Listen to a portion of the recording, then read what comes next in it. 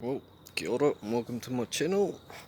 This is just an overview of my son's bike that I got him quite a few years back. Done a few things to it. Got the carby rebuild kit, done that, swapped that out. One of the bolts to the trail arm was out, so the wheel was askew.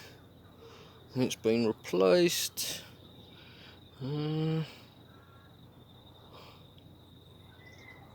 Apart from that, it was pretty much original. Suzuki Goose Special Edition, 350cc's. Apparently a rare bike. Well, at least it was until bits got stolen off it by my brother.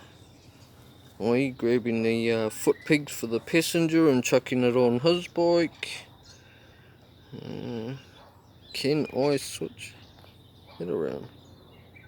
No, that's a photo.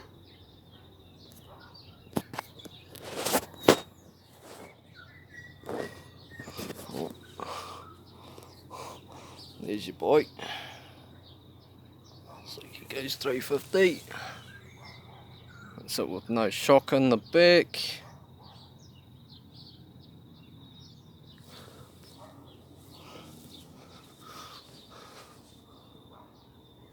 Look at it on the front. It doesn't have the original indicators, that's why they're those ugly looking square rectangle looking things. The other side got one of the panels off.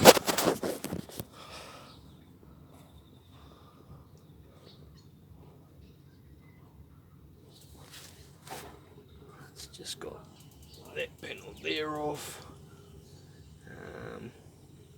Got to take the carby out and re-clean it.